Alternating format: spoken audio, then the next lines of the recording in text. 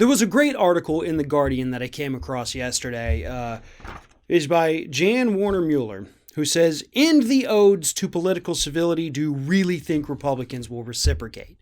And essentially what this article is calling for is stop playing nice, Democrats. Republicans at every opportunity over the last 4 years, as mentioned in this article, have screwed you over and thereby screwed over the American public. So please, when Joe Biden gets sworn into office, stop reaching out to these jackasses because they're just going to spit on your hand.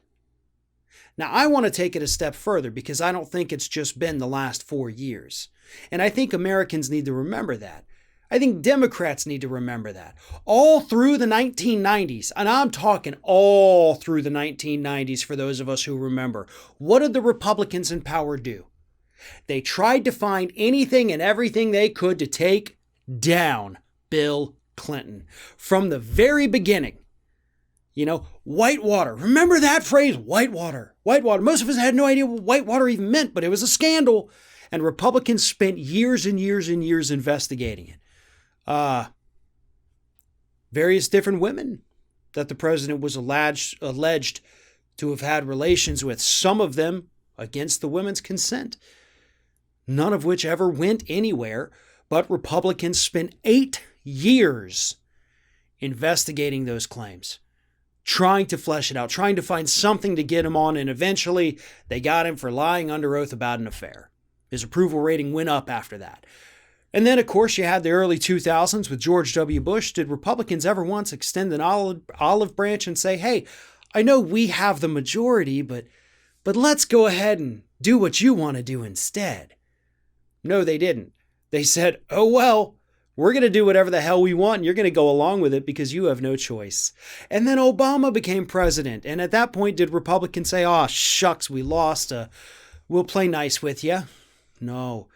They became statistically the most obstructionist Congress in the history of the United States. Merrick Garland. Does that name ring a bell to any Democrats? Do you remember that? And those are the same people you want to turn around and play nice with? Y'all are nuts. You're nuts if you think a single Republican in Washington, D.C. is going to be nice to you. Yeah, but maybe Mitt Romney. No, not even Mitt Romney.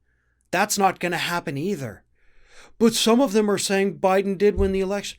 Wonderful. They're not denying reality at the moment. That doesn't mean they're not going to be total jackasses once it's time to get stuff done. You know what Mitch McConnell did this week?